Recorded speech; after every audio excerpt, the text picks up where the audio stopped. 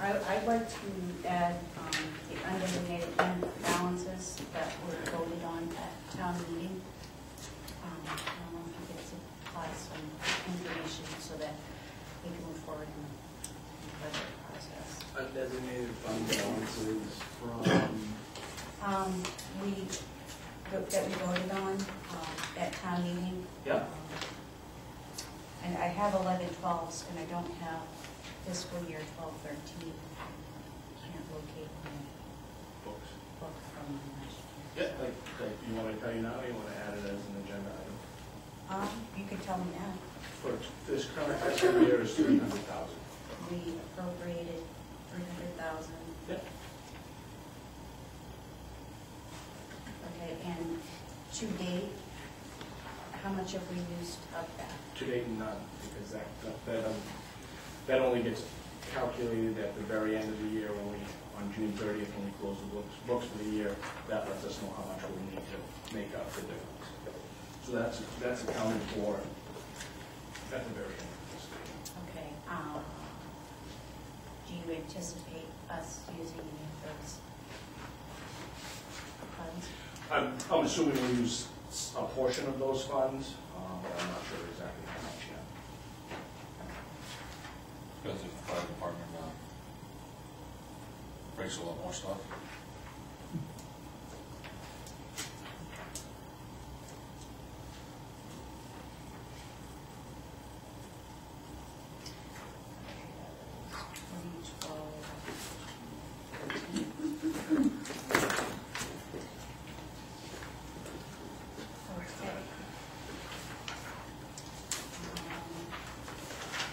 New business, 2013-2014 Public Works expenditure budget, capital equipment, and road construction. And Roger is going to present his budget to us.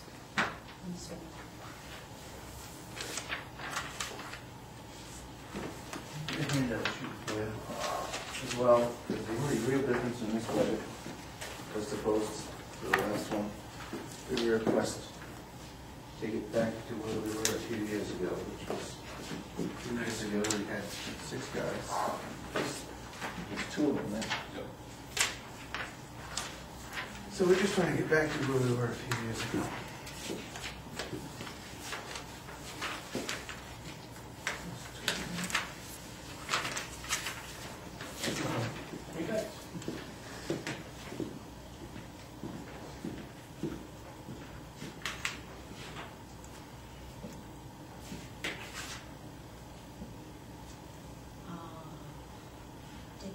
Do you want to read this, or do you want to read it out loud, Todd? Or how do you? I can read it out loud if you'd like. Sure. This is 2 members of the Board of Selectmen, from Roger Tasherow, Public Works Director, March 20th, 2013, justification for 6th full-time position. In response to your request for justification for the 6th position, please consider the following. Just 4 years ago, we had a crew of 7 guys. 1 went out on medical leave, and when he couldn't return, the position was cut to save money, so we were left with a crew of 6 guys until 3 years ago when someone else went on medical leave and couldn't return. That position was also cut to save money. For the last 3 years, we have had a full-time crew, include 4 members of the road crew and 1 mechanic. Of those 5 employees, their years of service are 25 years, 15 years, 2 at 7 years, and 6 years, for a combined total of 60 years of experience. There is something to be said for that kind of longevity. Full-time, long-term employees are valued for their knowledge, experience, vested interest, and pride in the community, their job, and our equipment. We've done our best with a small crew, but there have been challenges and some things we just haven't been able to get done. One of the challenges is that we are forced to use short-term part-timers to get our work done. Someone who is hired on a part-time, short-term basis is there to collect a paycheck, usually without much vested interest in the job because they know they won't be there long. Our equipment is extremely expensive. Our track list, which we use for roadside mowing, is a $100,000 piece of equipment, and our snow removal equipment is worth at least that. Putting an inexperienced person in a piece of equipment who is there to collect a paycheck and knows that they will not be on the job over the long term is risky and can be expensive. Training a part-time person takes time away from the efficiency of a crew, and when a part-time person finds more hours or a little bit more money somewhere else, they do not stay. Sometimes they'll call or send an email saying they found something else and won't be back, but oftentimes they just won't show up to work. There's a lot of turnover and risk with part-time, short-term help. The reason for vacation time is to give employees an opportunity to refresh themselves. The busy winter is a good example. All of our crew is maxed out on their vacation time, and nobody has an opportunity to take a week off due to the winter weather and our obligation to keep the roads clear. So that means they are working longer hours than usual and are no longer accruing vacation time. On the flip side of that, it is difficult to get anything done when one person is out, either for vacation or because they are sick. Come springtime, everyone is trying to use up some vacation time, and we are busy trying to repair roads and shoulders from the winter havoc, along with getting the ball field cleaned up and ready for the Little League season, cleaning up the cemeteries, and sweeping the roads. Trying to get the roads and shoulders repaired with a crew of 4 is challenging, considering you need 2 people to flag, and that leaves 2 others to do the work. Production time is not as efficient if you have people trying to shuffle between the equipment needed to do a job, particularly if you need someone to haul away material. Occasionally, we take the mechanic out of the shop to help with a job, but that gets us behind in the maintenance of our fleet and ends up costing more in the long run when the equipment is not properly maintained. Hiring outside flaggers is nearly double the hourly rate as hiring a part-time person directly, and outside flaggers are hired to flag only. They do not contribute to the labor at all, which we do require of our own flaggers when the job allows it to be done safely. Full-time employees are cross-trained on the equipment and are familiar with how to use it properly and safely. Having a 6th person on our full-time crew would take some of the pressure off when someone is out on vacation or because they are sick, and will provide another person who is trained on all of our equipment and we can hopefully count on for the long term.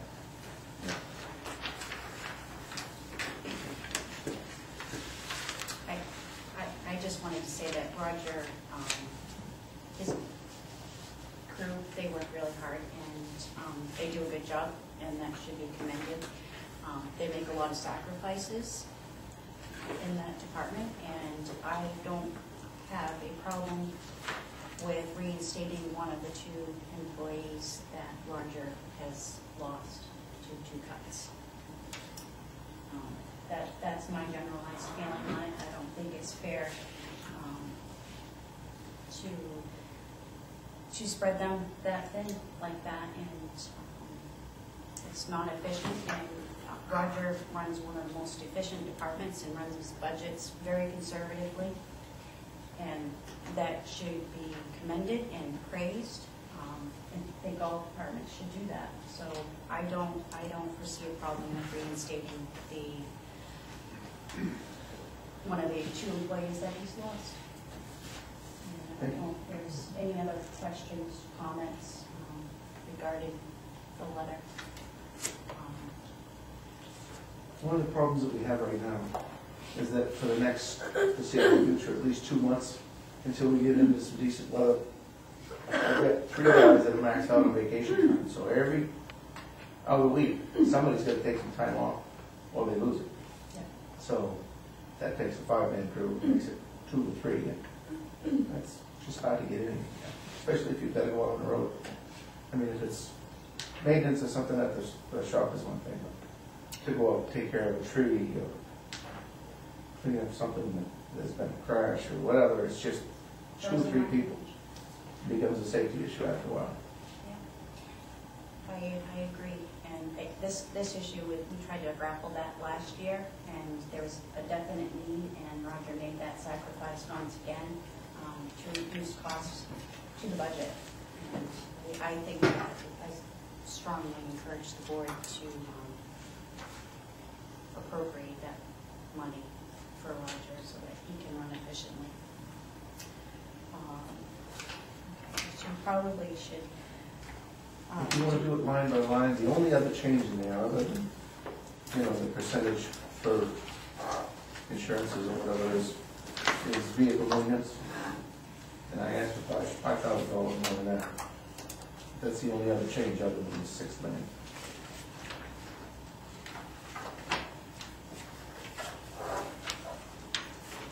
Is this the amount that the selectmen approved? That's correct. It is. The selectmen approved particular in mind, Roger, for the extra 5,000? You expecting something coming up in the way of a matrix? I had two vehicles this fall, trying to get ready for snow. One of them was a major hydraulic problem, the hoist. And that was $2,500 on that, and a Santa control unit on another one that was about the same money.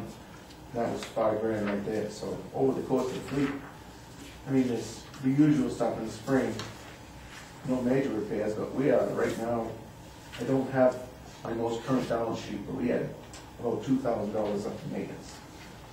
So it's just stretched way too thin. There's a possibility, depending on whether or not it threw me a curve because they started naming snowstorms. But Nemo, I believe, is we got a claim in to the feds for $38,000. Of what percentage of that we'll get back? Well, sure, we haven't heard that they've officially declared and they're going to pay it at any percentage. There's a possibility we may get something back from that.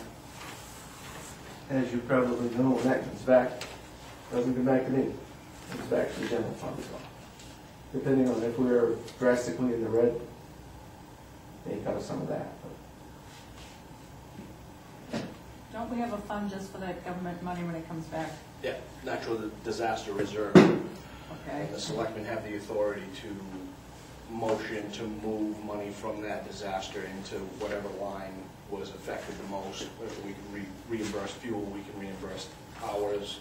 And we're just waiting to hear back from the governor as to whether or not they're going to declare it. If they do declare it, even if we don't get our money as we get closer to the end of winter, I'd like to wait till the end of winter officially before making any journal entries to move that money around. When we get close to the end of winter, I'll meet with Roger and we'll meet with the selectmen and ask for an appropriation from that account to reimburse the storm. The selectmen did discuss this and did decide that, yes, that Roger did have that need, and it is included in these figures.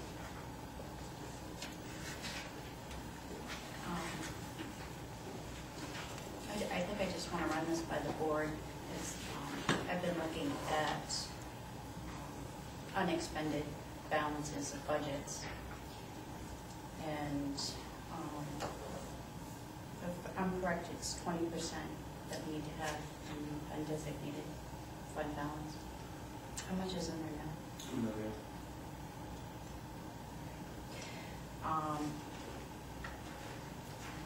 My printer ran out of ink.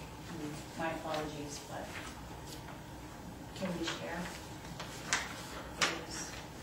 I usually take this and you guys are, sorry, I'll give them to you as well. What I did is I looked at the history of Roger's budget, and then, as we all know, he does run a really tight budget. He's really one of the most conservative when it comes to his requests during the budget season.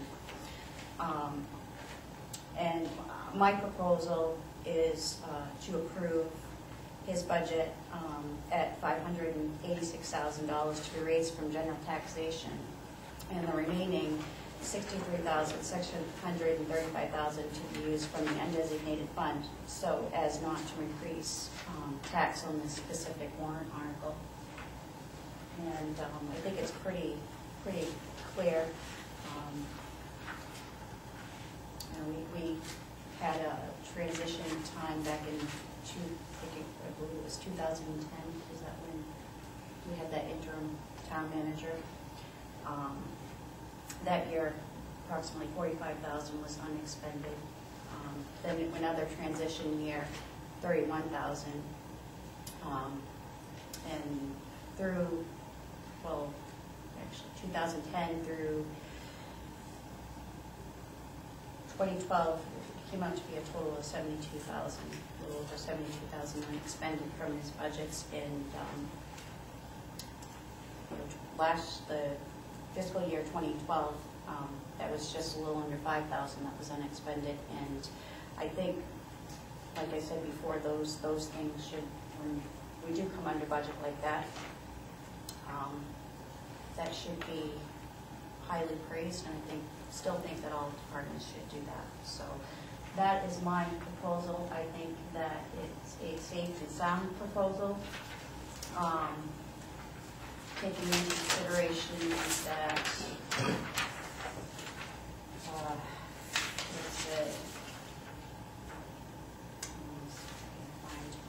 paper, fiscal year 11-12, the town did, and I'm sorry, I can't find my paper.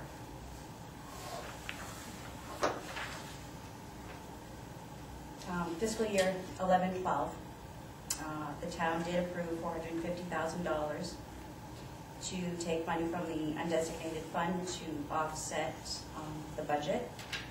And we were left with a balance of $275,000 that year that was approved by the voters to spend.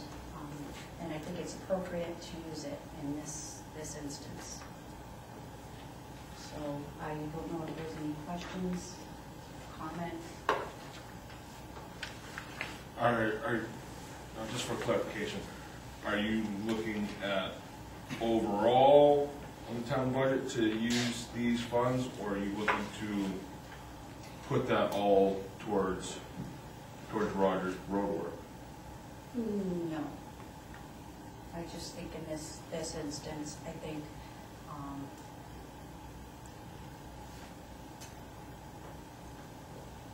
Roger needs that person, and I want an absolute guarantee that he can have that reinstatement of that employee, and I think that would help as far as putting it forward to the town. And not only that, but that money was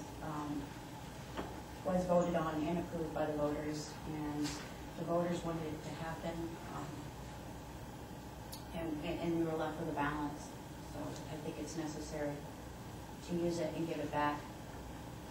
I just think it's hard to go back several years and based on the numbers say, well, we can provide this lump sum when, as things from each year to year, probably correct me if I'm wrong, it kind of rolls into the next budget. Yeah. But then it's allocated to some extent. Exactly, yeah. And we don't directly appropriate, I can make a note on it, with the town meeting warrant article won't directly appropriate the undesignated to Roger's budget. It'll just have it there, using that as a consideration as to how those monies will be spent. And I believe, because I've heard that it's from a few people that it would be difficult at town meeting, and they're not going to, they don't believe that he should have it. And I really believe that he should. So I don't know how to, this is one of my concessions. I think that when you go to town meeting, and in the book, it does state the amount, and it does state that the budget board recommends this figure, and that the selectmen recommend this figure, and that we can stand up at town meeting and explain exactly why we're recommending these figures. I don't think I have ever had something voted down when they had all facts. And I mean, and it could very well be simply not only the selectmen explaining it, but Todd also and Roger also. When you have a choice of knowing that we are fortunate enough to have some of the best roads around. However, if the people that work for the town find that because of the rules, that they're going to end up losing vacation time, losing that, because they have to work, and they decide that, okay, I've maxed out my vacation time, Roger, I'm taking 3 days off next week, and we have a snowstorm, and that person has decided, well, I'm taking 3 days off, I like to snowmobile, so I'm going up to Fort Kent and go snowmobiling for 3 days. Roger's not gonna be able to call that person and say, hey, look, can you come in? They're just not gonna be there, which means that some roads in town aren't gonna get plowed until there's that much snow on them, rather than the, I think it's what, I 2 totally inches that agree. you generally go out? Depends on the snow. Yesterday with 2 inches of snow, you had ice immediately, so it was. Yeah. Yeah, it amazed me, because we went to Bedford and we came home at like 2 o'clock, 3 o'clock. The roads were bare. And by the time I went out to start dinner, I looked out the window and the roads were covered with ice. You have the southern part of town, did a little more ice than the upper end did, but that changed over about 4 o'clock. Got nasty. So you have to chase them a little bit more. But I think that when you go to town meeting and everybody can explain the rationale behind this, that the voters have always made the decision that was in the best interest of the town. My concern is that we keep on budgeting, and a lot of the departments keep on coming on their budget, which is wonderful. And some of those budgets aren't fully expended. And we have a growing undesignated fund. And I think the taxpayers should get some of that back. And if we can make some cuts and, even with like, I don't know, the paving budget, that's almost $648,000 that I believe that Roger should get. And I think it was approved at $450,000. When we don't maintain our roads and we don't do what we need to do, we're gonna have other Irving roads, total redos. Is that fair to do that, knowing that we're gonna do that, cut his budget, and then knowing that we're gonna increase taxes or have total redos because oil prices go up and paving budgets are driven by fuel prices? Is that fair to do that to the taxpayers every single year? I don't think it is. No, and I think that's another discussion, that's not Right, what's but this being is, it's all presented, what's being intertwined. presented here. And yes, and when we get to that discussion, I think Todd's going to let you know that if the governor's budget goes through and the town doesn't get our $250,000 that we normally get every year that goes into the paving budget, then that's going to hit the taxpayer even harder. And it's not just a problem we're having, it's a problem every town in the state is going to have if we don't get that revenue sharing. But whether we get the revenue sharing or not, Roger still has to take care of the roads that he does. He still has to do the brush cutting, he still has to do that. He still has to have this crew to do that, which he can't get done if one person is out. Yeah, I fully understand that. So Is the there, need is there for that person, the very big need for that person. any other discussion? I think if everybody agrees that Roger's budget is very fair, that we ought to accept it. And as far as the business about the undesignated funds, let's hold off on that until we get the whole budget squared away. And then if we have too much money in the undesignated funds, we can see about putting some of that into whatever account we put it in. But I don't think it ought to be done on an individual department budget basis. Mhm. Is that something that, because we tend to run into this every single year, and if we don't do it now, how are we going to do it later? I think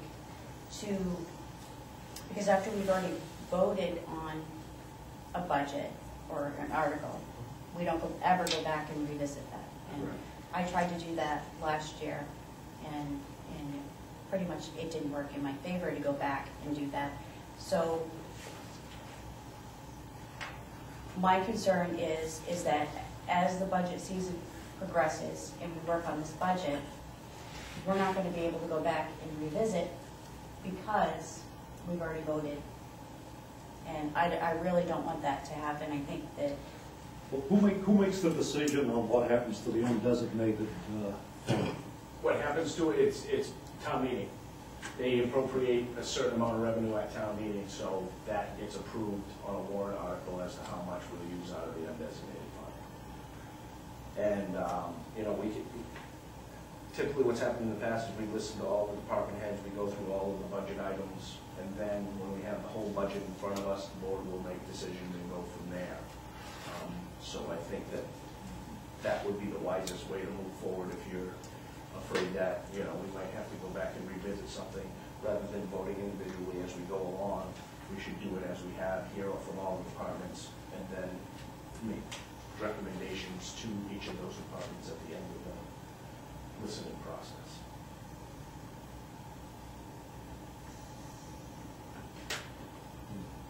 Todd, when it comes to the town meeting for undesignated, when it's being voted on, it can only be,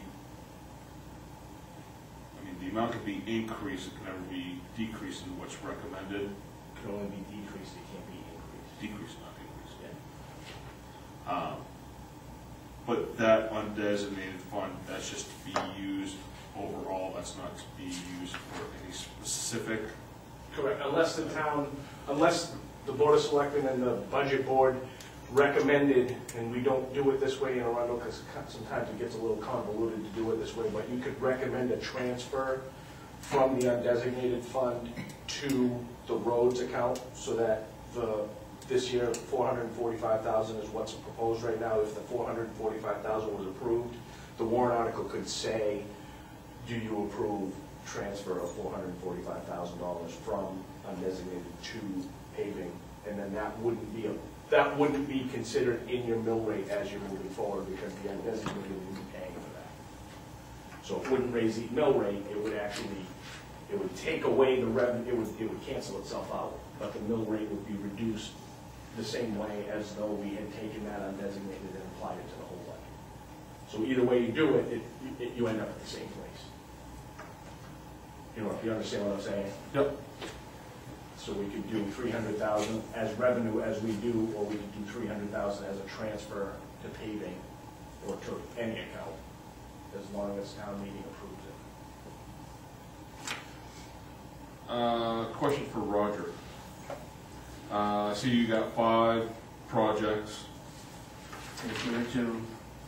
to your paving budget, 2013-14 paving, or the 14-15, or I guess that should be 13-15, not 14. 13 and 14, yes. Normally what happens, depending on how much is funded, these are put pretty much by priority, based on the theory of keeping the good roads good and slowly improving the other ones. So if that budget is cut, it's not at the bottom. But just for anybody to see what we're up against right now, you owe it to yourself to drive down on a Proctor Road, but do it slowly. I told the selectmen, the last meeting I was at, when we were talking budget, to drive the Proctor Road at least 5 times. I don't know how many did, but if they did, let's see what we're up against. And again, it's a real bad situation. It's in bad condition. It's on the bottom of the list because it's a dead-end road. It's still a school bus run. Still to put emergency vehicles over it. I'm just not seeing Proctor Road. No, I don't see Are you in it. 2013-14? 2014-15. That's because you need to be in 2013-14. Don't have a copy of How'd that. I get 14 and 15? Let me see that, I'll make a copy. These are good from flood back on. You have those two, sorry about that. How the hell did I Yeah. get 14? I've got, just to see how things were coming out, did 2014, and I've also got a handwritten 15 into 16, and we've been lucky in the last few years with our paving contractor. We went to bid. One year there was 3 different companies, 4 different companies that bid. But in Dayton's bid, they give you the option of negotiating a contract. The following year, it was a 5-year deal. And the following year, we negotiated at a real good price. We did the same again. I'd like to do that again. We're still within that 5-year window. So we've been doing well. We've been getting paving prices at 62 bucks a ton this past year, when 70 bucks was the norm all around us, and higher, depending on how late people get into the season. Usually if the paving contractors get busy later in the season, somebody, the prices go up. It's just the way it is. Roger, a question for you, a couple questions. You're talking about putting on another man on Well, basically on the crew. the crew. Yeah, we've got 1 mechanic and 4 road guys right now. Okay, is that gonna be a full-time guy? Supposed to be a full-time position.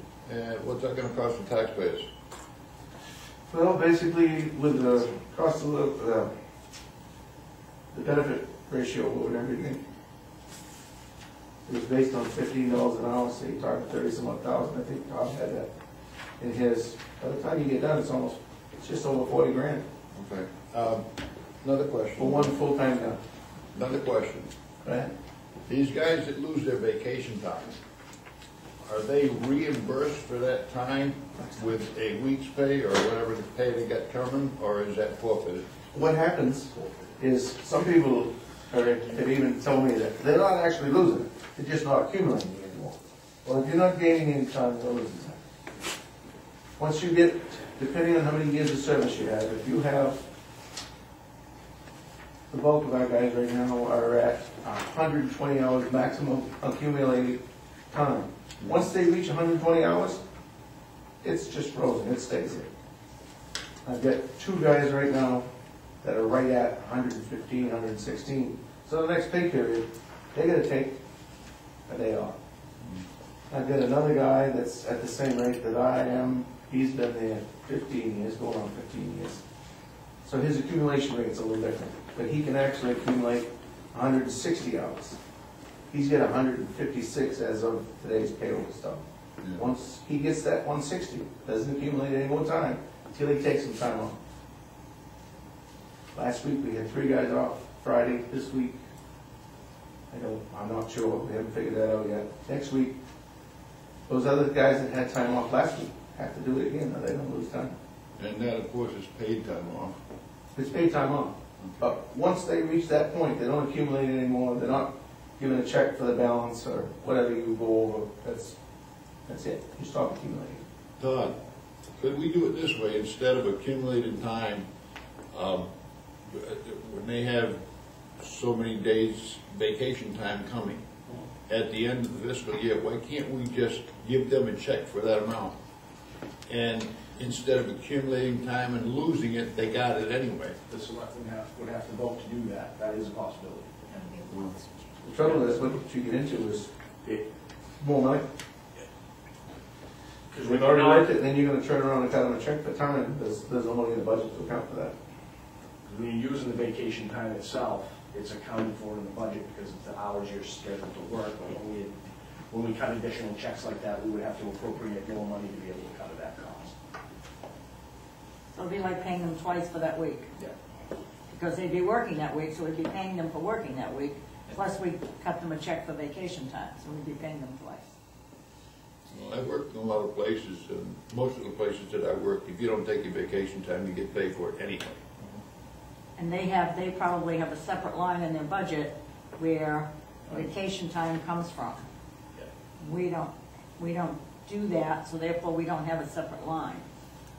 But we can It would be a budget for case that. of budgeting a separate line so that any town employee who had maxed out, or even any town employee who wanted to not take a vacation and take their pay instead, could get that extra pay. But it would amount to paying them double time for a week, or 2 weeks, or 4 weeks, whatever Good. amount they had coming. If they take their time when it's due to them, Yep, they're getting paid for it anyway, are they're they getting not? paid once, Yeah. all right? If they work, If they work, they would get paid twice the same way. yeah, You know, they'd still get their pay, and they would still have the time coming to them, if they want to take it. right. Whereas they wouldn't be losing anything in the long run. But there is not a line in this budget Right, that they wouldn't lose anything, but what Velma's saying is that we would need to budget additional funds to do that. To do that. The flying ointment has really been this winter where it's been busy. Yeah. And most of the time, it hasn't been a problem. Last winter obviously was a really dope compared to this winter, so this one is been the busy season, and guys just know that they're not gonna go off snowmobiling for 3 days and say, hey, see you later. That doesn't happen. But Just a thought. Real dedicated total. you'd have to have another line Yeah. with some money in it to cover something like that. I know some places do it, some don't, but they don't actually take time away from them, they just stop accumulating time. And also the same thing. Do you believe that, and I think too, is that the way that the policy is set up now, it's designed, so it's less money. Right What's now, the there's a bunch max? of them that are more than willing to take some time off, we just haven't had the opportunity. Right. What's the max hours that they can It accumulate? depends on how long they've been here. So Roger, I think 160 hours, 200, Terry 160, Terry's at 160, the 2 7 years are probably 120, 120. and then The other one, the the other one's 6-year guy is the 122, same, right? is 120. Yeah. Once they get to 120, that's it. So in effect, 4 weeks. Two of them have 115, 116 hours as of This pay period. this pay period. Terry had 154 something. I got 185 something. Yeah.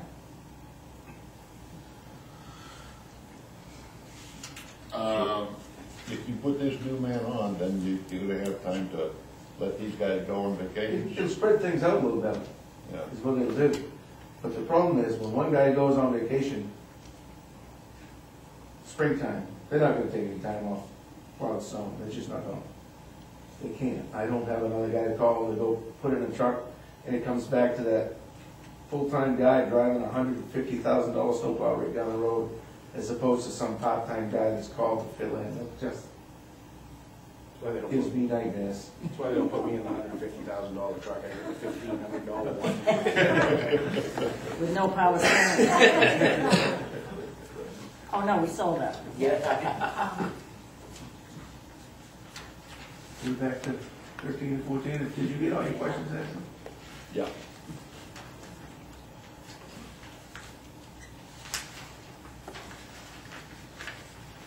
These are pretty much done by priority. One thing that we have done, because when we upped the ante to 500,000 a couple of years ago, I don't want to be the Lone Ranger deciding, well, we're gonna do this one, this one, this one. This whole plan is based on keeping the good roads good. We have an inventory on computer of each road, it's like split annual surveys done on them, for condition surveys. We peaked as far as condition, peak pavement conditions 5 to 6 years ago. Pavement budgets have been going up and up and up. Our budget was set at 300,000 and stayed there for 15 years.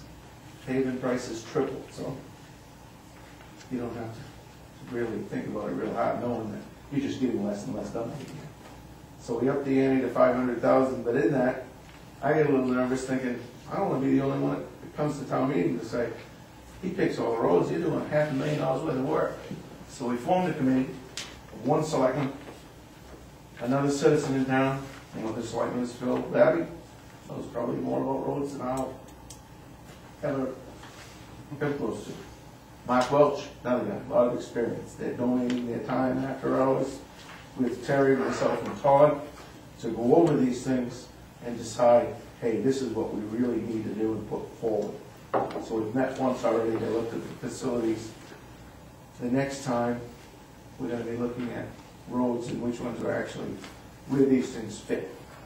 Yes, the new road definitely needs to be done as one of the main roads, and that's only maintenance, $140,000. The shim and overlay and put gravel shoulders back on. The mountain road is next. From Bergeron Drive to the Limerick Road is in tough shape. Paving over that would be a waste of good money. So it should be reground, reshaped, and then paved. Center Road is next, that's another one that's coming apart at the seams. Curtis Road is another one that's a continuation of our project that started at the Brimstone Road. We did Irving Road last year. Curtis Road would be next, then the following year. If you've got 15s, 14s, 15s, you'd see the Thompson Road on there. Yeah, that's bad. I went over that a week ago. It's all based on keeping the good roads good and slowly improving the rest of the roads. But when paving prices keep going up, it's hard to do. So I didn't want to be the only one juggling the balls. So we've got a few other knowledgeable guys that help me make that decision. I think that's going to be a good thing. Have they gone over this or gone over these roads? They have all the with you? simple. Yeah, but have they gone over these roads with you? I mean, have they actually driven over the new road or the mountain road or have they driven over the That's property next road? Well, that was one of the homework assignments we gave them from the last meeting is to this next one. And again, Proctor Road's probably not gonna make the grade this year, and we'll have to do some kind of shim, patch it back together. Go drive the Proctor Road. It is bad. There's a section Just a bit of mind on Route 1. off of Route 1. Go over the open pass and you take a right, and it sweeps around and heads back out towards the airport. That ends up on the benefit. That ends at the trolley line. The trolley line is the actual town line as well as the end of our section of Proctor Road. Again, it's a dead-end road. It needs major work. And so that's why it's on the bottom of the list. Traffic is the biggest factor that brings these, whatever road comes to the top of the heap. So some years you could have one that just falls off the list, and the following year it doesn't even make the list. But you're still gonna maintain it. Buses run over it, you're gonna get emergency vehicles, ambulance, fire truck, whatever over it. So we'll have to do some kind of patch until it can come up to where it gets done. No way, shape, or form did I expect that anybody's gonna fund $633,000. If paving prices come in under 65, we're gonna save a little bit. Maybe get a little bit more work done. It's a crapshoot. What happens to monies that's allocated but does not get used for, Specifically allocated for paving, they roll into the paving budget for the next year. Paving is a designated fund, so road construction, if we appropriate $500,000 and we use $400,000, that additional $100,000 carries over to the next year in the road construction budget because it's a designated fund. So that, as of right now, I think there's $39,000 that wasn't used last year in June. I don't know if I've ever heard of a $39,000 road project, but we could do a road with that money. So every year it lapses into that reserve account. It's a designated fund. As opposed to the operating expenses, those go to the undesignated. not sure, quite sure if you have an agenda on how you want to proceed with these items. Did you want to do just a regular, their budget first and then go on to the capital for the roads? Well, I think we've already gone on the roads. So, That's, Well, unfortunately, nothing's been yayed, nayed, or otherwise in regards to anything. yeah, I guess we should. I don't know if we want to just leave it just as a discussion and then do a final review over everything after we've had all the presentations from the department heads. typically that's how it's been done. Yeah, how would the board like to proceed? Get all the information together and then vote on it. And at the end, we have a meeting to finalize everything. And I guess we move on to Public Works capital equipment expenses. The only thing that we had, Well, actually, wait a minute. Before we move on, I have one question. Sorry, back to the paving budget. Last year, I took out last year's notes and said your original request was $750,000 for again, the paving. How does that affect, because it, like, the Proctor Road isn't on last year's, so we don't know, like, happening with like increases or decreases in paving budgets. So how is that really, how is not getting that $750,000 that you felt that you needed last year going to be affecting the budget this year? I would have to look at all the projects we did last year. We saved quite a bit of money. Only when you're doing this budget, I can't honestly tell you. I'm guessing that 2 years from now, paving's gonna be $70 a ton. But with negotiating like we did with Dayton, at the $62 amount, I think we had actually budgeted higher than that. So we get more work for the dollar than we expected. I think all of our projects got done and we were under budget, obviously, for last year. Right. Depending on what roads come up,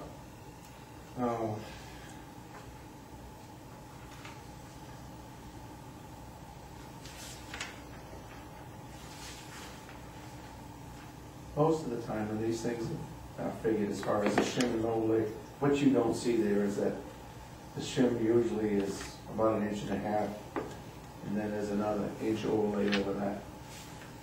Some of them are less than that, so this is how you can have a major change. Tonnages, we're paying, the way we do our bids, price per ton in place. So some guy can come in and look at the road and say, oh, it's gonna take X number of tons. Somebody else is gonna say this or whatever. So a lot of times they budget and send you your information on bids that way. We ask for price per ton in place. So you can have quite a variation depending on how much the road actually uses. Paver doesn't know that it's supposed to put 2 inches here and only 1.5 inches there. It does that leveling shim, and that's really the part that the variation's in. You know exactly what it's gonna cost you to put 1 inch on top of that. It's the shim. So that's why you end up with $40,000 balances and stuff like that. That's the biggest thing. But we did everything we planned on doing on the budget last year. So there's nothing else left over? There's nothing hanging in the wind from last year. And that $40,000, when the selectmen went over this with Roger, if you look and see what they're proposing, which is the 460, with that $40,000, that still keeps him at $500,000 again this year.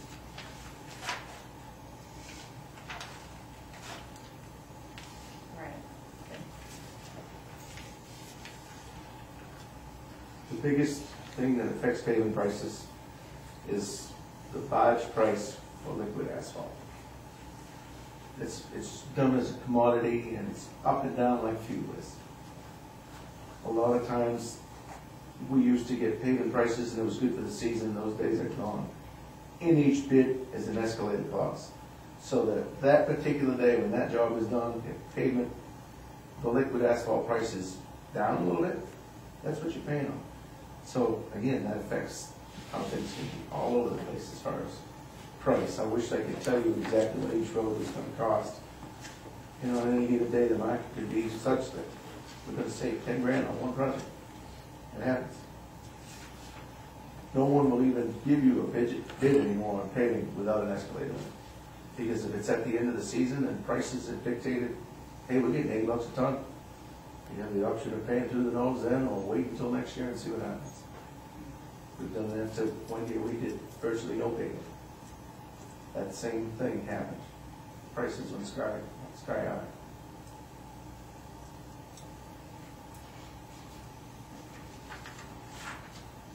I guess my concern would be, last year's request was for $750,000. You requested $633,000 this year, or is some of the things left out as well, like, last year? The 633 is what I believe the combination of these 5 projects is going to cost. And when you start getting into base replacement, a lot of times on a couple of the previous roads, another thing that affects the price is if you get into a stretch where there's decent gravel, it doesn't get trucked off. It gets shipped off to the side, reprocessed and put back in, so you can save a little bit of money on base gravel and such. That happened on the Brimstone Road some, it happened a little bit on Irving, but there wasn't a lot of good stuff there. So there's a lot of variables that affect the total price. The new road if paving prices come in at $65 a ton, that's probably almost an exact figure right there. The long road, a little different stuff. We have a huge Difference. amount of old culverts in town, and you're gonna see a lot of this reline culverts. And basically what that's doing is slip lining a solid plastic pipe inside a worn out, rusted out or whatever metal pipe, when possible, grouting it in, and it's a permanent repair. A lot of the new stuff, we've got the pipe ordinance changed so that we can put plastic in now. Before it wasn't allowed. So I think in the long run, that's gonna save us some money too.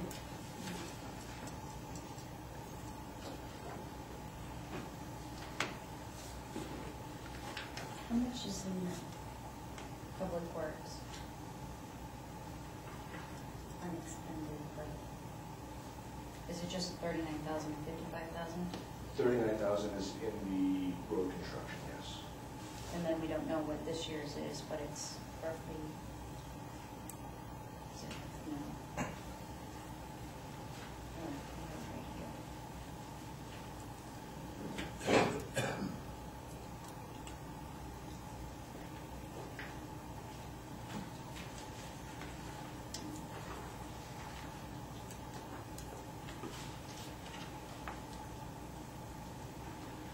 $39,000 this year.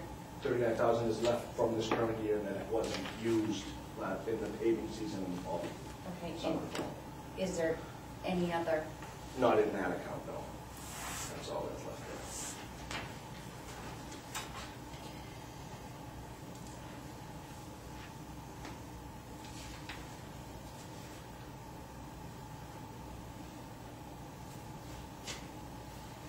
is there any questions, comments?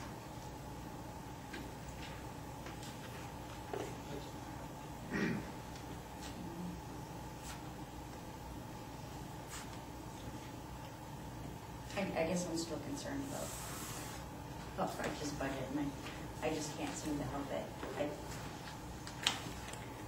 $633,000 just isn't an option, Melanie. Oh, I know that. Isn't an option. But- City of Bedford has a budget of several $1 million, and they spend $250,000 a year on paving.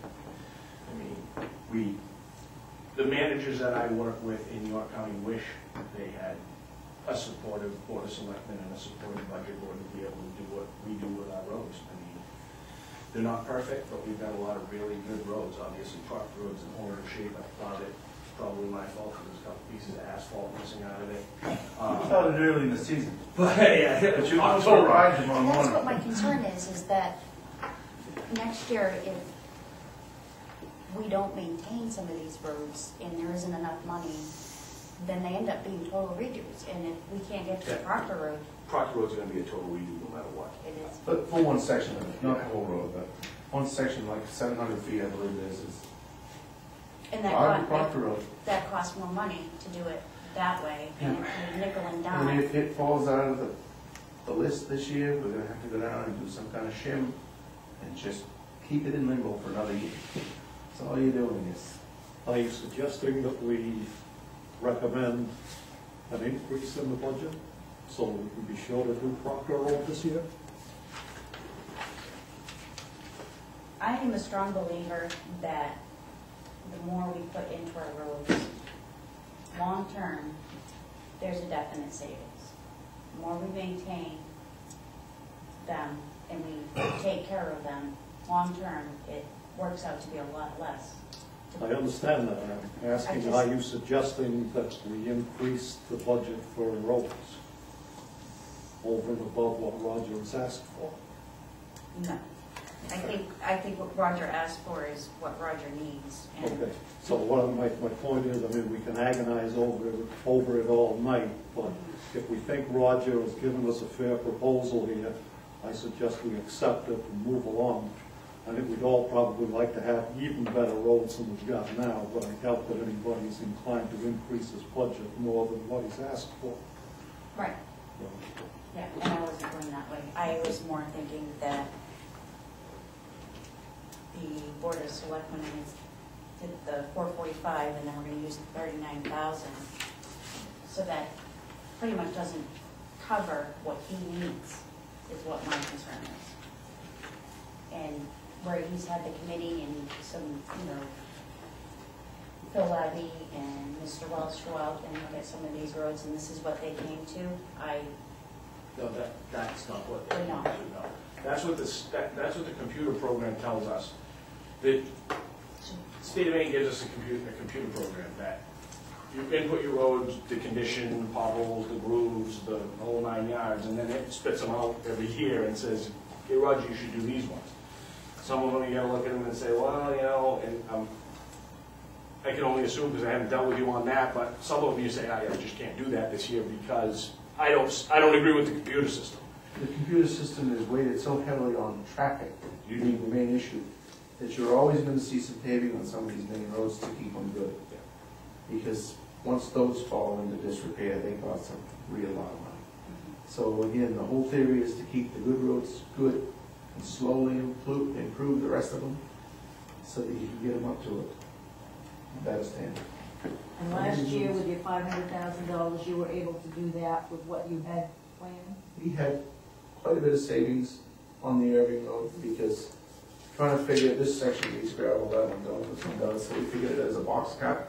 We saved money on gravel, we saved money because we negotiated a paving contract, and we also saved money because the tonnage was down on the Limerick Road. That was a good size savings right there. So this is how you come in with that 40,000 and still get all of those projects done. I mean, you can figure it tighter, but when you start doing that, it's gonna bite. So again, you would have $500,000. If we had 500,000, I believe, if we don't completely rebuild or completely redo the whole Proctor Road and just the worst section and add it to the list for shim of another year. I mean, all you're doing is trying to extend that another year. That's all we tried to do. I've got another one. Thompson Road is bad. But to go there and in the middle of 2 or 3 other sections doesn't seem to make a lot of sense. It's also a posted road. There's a lot of factors, but just So trying you to could get. get a lot done with $500,000. I believe we can accomplish what we set out to do with 500. And I think that's what why the selectmen voted on that amount. The reason, if you put these things in though, and you see the 600,000, for years, the budget committee never saw the actual projects, how they were listed, and what the actual dollars were. They saw 300,000, or they went to 315 for a while. They didn't have that information. I've been seeing next year's too. So I don't know how I got that. the selectmen proposed what, the 460? 445, Oh, no, that's year to date, sorry. 445 with the 40,000 that's remaining, that brought it to 485, and everybody agreed in principle that that was sufficient to get the project, keep the paving process going as it has been. There's things that are so far out of our control, a little trouble in the Middle East, those prices are not any good anymore. Hopefully nothing goes nuts, but it's So crazy work. you're thinking you could do it with the $500,000? I believe I can at least take care of the worst problem on the property and not probably do the whole shim. If you looked at that particular project, because a rebuild section for 23 grand and then shoulders.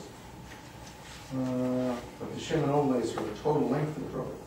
So we don't shim and overlay the whole road. We fix the worst piece, make it passable. You could probably cut that 159 in half. It's too bad to have to go back to a road after you've done some work on it when you're there already. But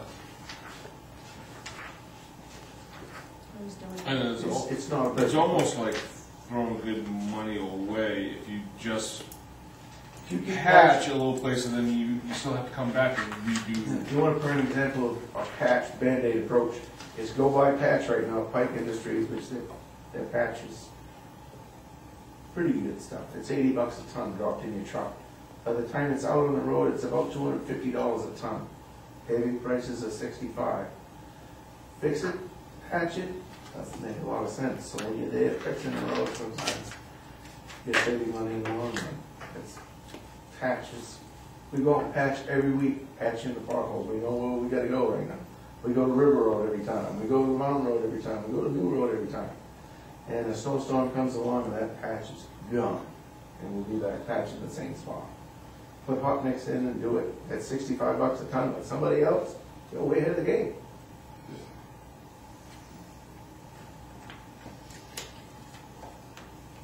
Any more questions or comments regarding that? All right. So we're going to go into Public Works capital equipment expenses. The request that we have, is to rebody one of our older mainline trucks. It's a 96 truck, it's got 70,000 miles on it, just turned 70,537 this morning when I built it. I've got a couple of different proposals from the plow people to rebody that truck with a stainless steel dump body, in the thoughts that the next time that we need a truck, that body's coming off and a new cab and chassis would go under it. But this other truck still has some good time left in it. Some of the new stuff out there right now is a real problem with all the diesel fuel additives that put in, stuff like that. This is an older truck. It's still mechanically sound, but the body has been redone 2 times on it. And after a while, there's just not a lot to weld to. What year is it? It's a 96. We have 4 mainline trucks, 2 intermediate trucks, and then a bunch of military surplus stuff that we run around with, pickups that we converted into 1-tons with sanders on and stuff. There's no immediate request to replace any vehicles this year, just to rebody this one truck. And you figured that would be $20,000? Ooh, no, there's no likelihood. Could you get 20,000? Well, 20,000 is what was appropriated by the board of selectmen, and that body was what, 50? Depending on who we go, I've got one quote from Viking for 46, and another one for 34 from AP Fairfield. They're not comparing apples to apples is the problem. And these are budget figures, so they're probably up a little bit, but the mentality behind it was the last truck that we bought was a mid-size truck for $550. We put a stainless steel body on it, and that will outlast that cab and chassis and probably another one. I guess I'm confused because the budget for the Public Works capital equipment expenses is $20,000 for this year. Is there a different? Was there any extra money in that account? Well, there's 186,000 or something in that ballpark in the Public Works Capital Equipment Reserve account. And so that was I had to go through and, my attempt this year was to keep the budget as flat as possible. And we had to give and take here and there, so obviously there were some areas that got cut, some areas that didn't get fully funded. And $20,000 was the amount that ended up in the Public Works capital equipment, because I figured if that rebody does happen and the $20,000 had to come out of capital reserve, that body would get done, and that's what the capital reserve is for. And there's how much in there now? I believe around 186,000. Okay. And we're gonna be adding 20,000 more? If it's approved this coming year. Okay. So that would give, Is that going to meet all your needs? Well, again, there's money in there, and you'd end up with It 200. was okay, I was just, Yeah.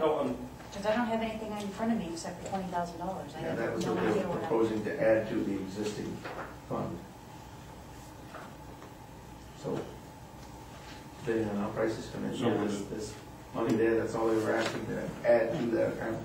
So this $20,000, that would make it $206,000, and you're looking at around $50,000?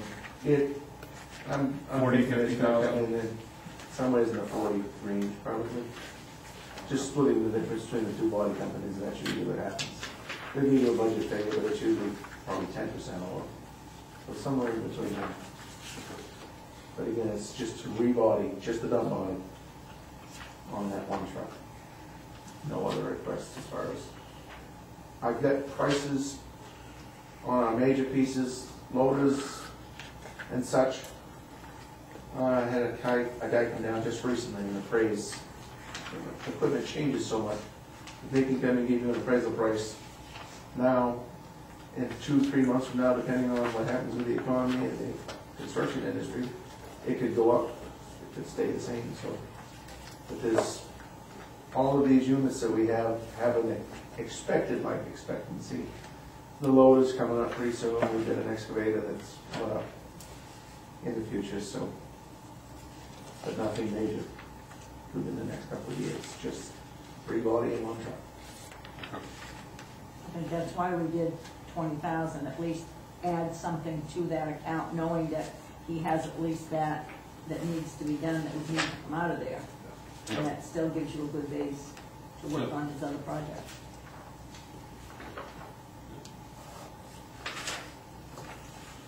He and I had the board of selectmen offered to come down and look at the fleet sometime, the facilities. And you people, as long as I knew when you were coming, if you wanted to come sometime and look at the facilities and the fleet, what we have and what we do, more than happy to give you the 25-cent bill, tell you what we've got, what each one does. Just kind of segue a little bit. Did you get those doors put in? We had the 2 entry doors put in, yes. Okay. And they came in, we had budgeted, $1,000 for an entry door, and I thought it was crazy. It ended up about $800 a piece. A steel entry door in the garage. I've got 1 garage door, depending on, I thought we might replace at the tail end of this budget season, depending on how it came and then what happened. I've got 1 overhead door that you can see through the bottom of right now, so. Have you gone off the prices for the overhead doors? I talked to a few people, I haven't got actually formal bids, because to get somebody in to give you a formal bid and then not do it, just, I'll know better come mid-May, we're just exactly where we are. You won't get that same number next year if you do that to them. No, they won't even come back, so. Any more questions or comments regarding the capital equipment? The salt shed roof is done. Yes, it is. Isn't that good done this year? That was a project that was, needed to be done. Some guys came and looked at it and said, well, it doesn't look that bad. Come inside, it's leaking. So that was a good project that they got done. The shingles that they put on, were those? They're architectural shingles. Yeah, well, I mean, is there they have like a warranty? Limited lifetime now. They went from, Yeah. used to be 25, 30, 45, and now they're limited lifetime, which means if they were installed properly, there should be no mechanical failure. Usually the failure will be the substrate at this point in time with the way they're making the materials now. Well, that's why I'm asking, because if they're saying, oh, there's 20, 25 years, they're using shingles that have been left over. Exactly. Oh, that's right, you're in the trade. Yeah, they were limited lifetime. And Bob, the installer is a CertainTeed certified installer, so that gives him a little additional on the initial warranty for merchantability and things like that, so. Beautiful. Are we all set? I have no more questions, Sharon. Okay, so moving on. Ben's, the recreation expenditure budget and recreation bus reserve. Thank you very much, Roger. Unfortunately, I'll be here for the rest because there might be some questions on the fields. And we thought you'd be able to go home and go to bed, Roger. I'm over there. It's overrated. Sleeping in bed.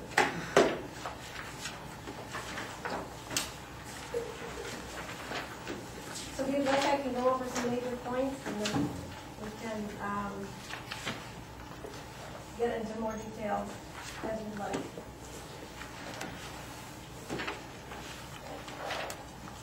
The total projected expenses for this year are $205,602.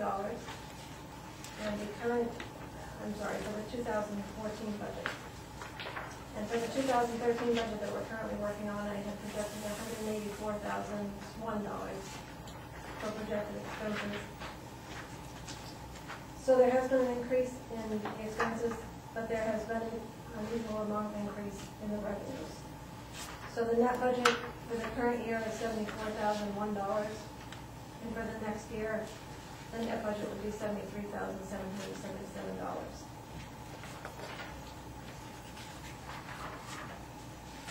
Some of the increases include $5,000 a year more for school year staff because of increased attendance in our school year programs, including our before and after school program, half day and no school day trips, vacation week trips, those types of things.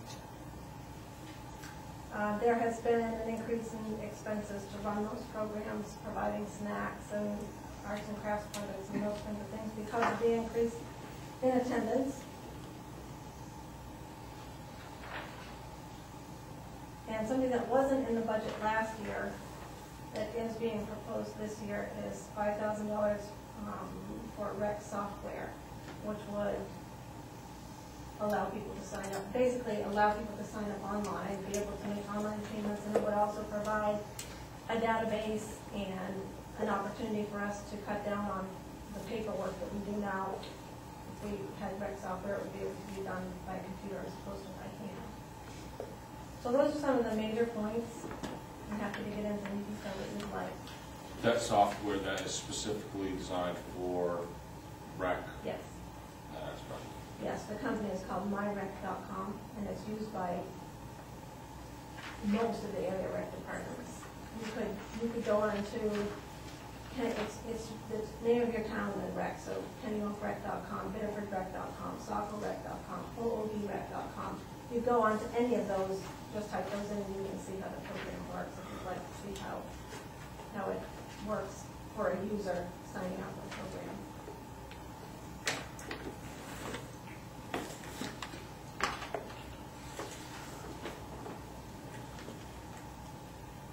Is there any questions or comments? On that myrec.com, is there like after you initially pay that one fee, is there like a yearly subscription fee or an update fee?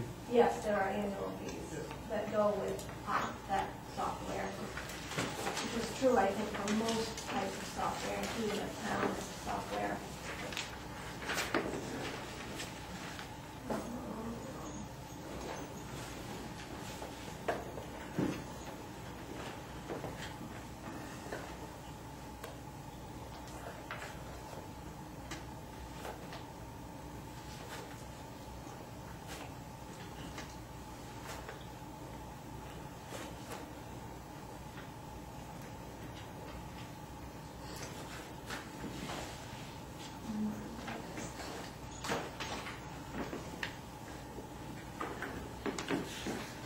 Okay, so there are lots of different options that you can choose for the myrec.com software.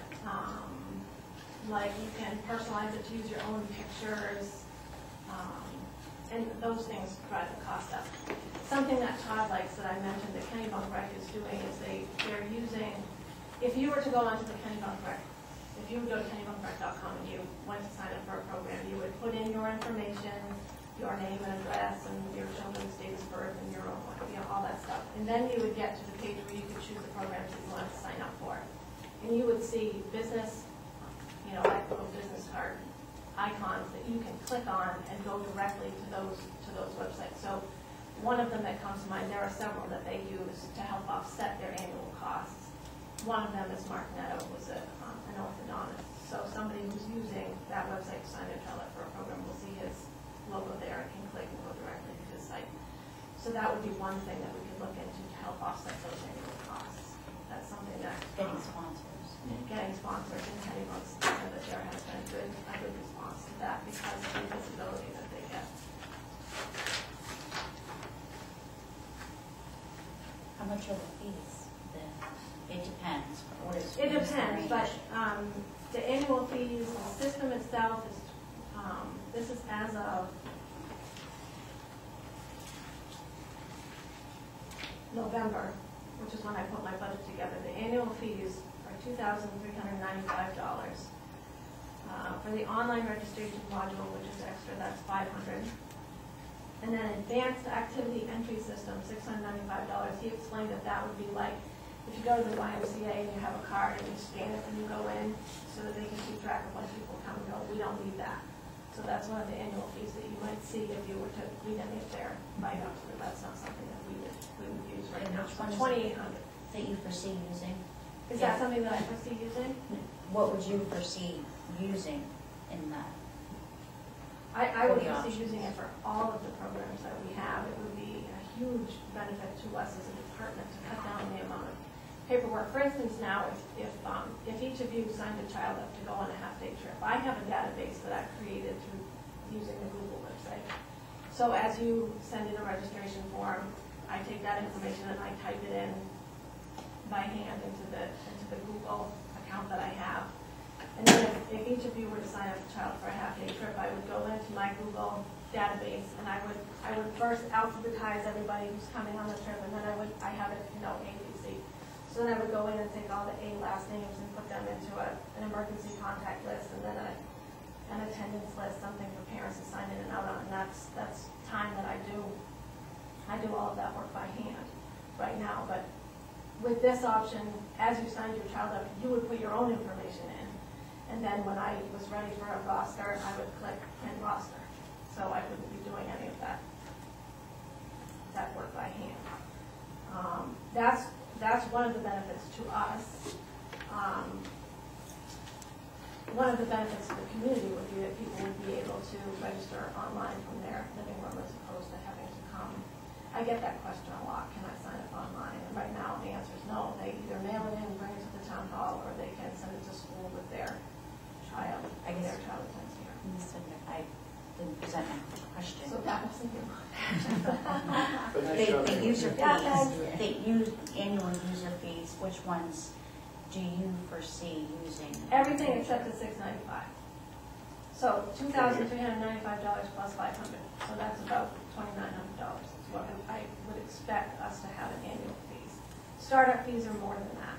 You have a $100 online registration, internet gateway setup fee, $350 online registration setup fee through MyRec, $750 for data entry and training, and then you have domain and security fees, domain name, the SSL certificate that you have to renew every 3 years, yes, PCI compliance, those kinds of things. Are those fees included in this budget? That 5,000, yes. It's all in the 5,000? Yes. Mhm.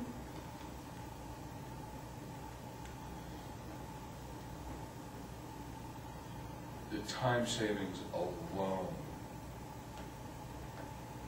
would be your time, your time, or if you have someone else doing it. The time savings where they're not doing that would be, I'm assuming, going to be more than that cost. Yes. How much of your time is dedicated to actually doing all this manual work? Well, we have, the before and after school program, I have a program coordinator who, we take the payments in every week. You have to sign up by Thursday of the week before for your child to attend in the upcoming week. So we maintain a logbook that shows, it has mornings and afternoons, and then you check the boxes, which day the child is signed up for and how much they paid for it. And then from there, attendance lists have to be made for parents to sign in and out on. And we also have a form that we use through school. We have to provide that information to the school for children attending the after-school program so that they know which children to send to us at the end of the day. I think the book work that Lori puts in right now, I would say that it's safe to say it takes her at least 6 hours a week to do the amount of work that she does to keep that program operating. What would it do with her time? How much would it have on her time? In half? I think that initially, apparently this program is something that takes some time to get used to. There's quite a learning curve apparently. But I think that would be time that she could put into programming instead of book work.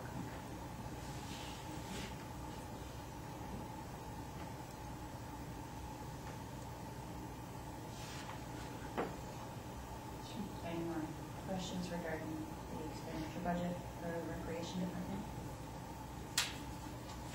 Okay, moving on to the recreation bus reserve. Recreation bus reserve, there was a request for $5,000. There was a request for It was either 2,000 or 3,000 last year, let's see.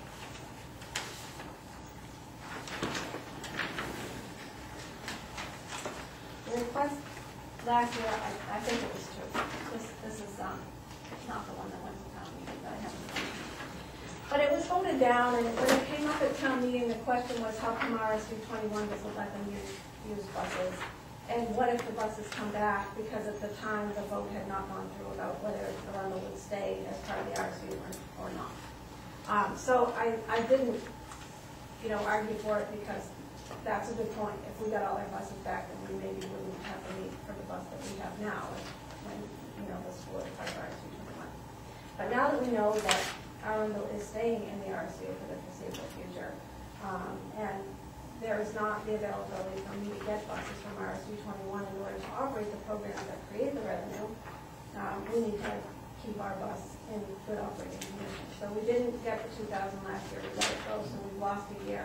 5,000 was the request this year. This would be for future bus replacement. This bus we got, as you know, for $1,800, so Levy picked it up at an auction for us, which is an awesome steal. I mean, it's been a great bus for us. Public Works put some time into it when we first got it, and it really has been a great bus. Whether we'll be able to find another bus for $1,800, I'm sure we'd like to, but we don't know. So I think that the smart thing to do would be to put some money away until we have, enough protection, so that if something major happened to our bus, we would be able to replace that and continue to operate the programs that we offer now. Is Rogers, your crew, maintaining that bus now? What are your Major thoughts? thing we see that it needs, probably midpoint summertime, it's gonna need some new tires on the back. Truck tires now, even we run caps on the back of everything now, even the fire department started doing that, because there's just a crazy difference between brand new tires as opposed to recaps on the back. You can't do it on the front. You're looking at $200 a tire, so it's expensive. So you're gonna spend almost $2,000 putting tires on the back of that bus. Other than that, the bus is fairly sound. I mean, it's got a lot of miles on it. It's not brand new, but it's still on time. We don't foresee any major expenditures on it. Do you run retreads on a bus? On the rear. On the rear, you can. Any commercial vehicle you can all on the front, but on the rear is pretty much the standard out there. All the school departments are doing it. Yeah. We do it on our full-size trucks. The fire department just started doing it. And it's 200 for a retread? It's, by the time you buy a casing and stuff, because you can't guarantee that the casings you take off are going to have any value to them. Yep. Half the time, if they've only been capped once, yeah, you can probably get a casing price, but average cost is $200 plus the mountain and stuff. So. And the same tire brand new costs for? And another $150 to it. Even the government discount price that we get on tires, Yeah. which I feel bad for these guys that are in the construction business.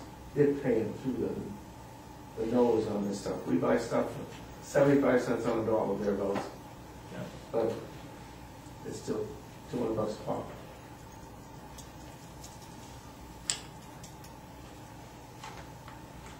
What year is that bus? 1999.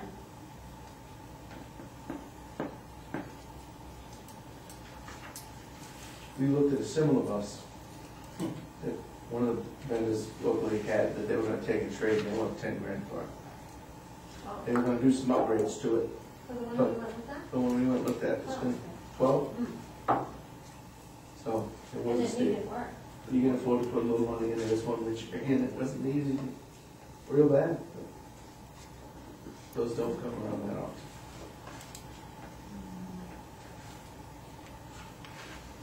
Any more questions during this, comments? Okay. Thank you, Jen. Thank you. The next meeting is March 22nd, next Wednesday. Yes, and you will have fire chief will be here with us for that meeting. So motion to adjourn. I move we adjourn. I'll second it. All those in favor?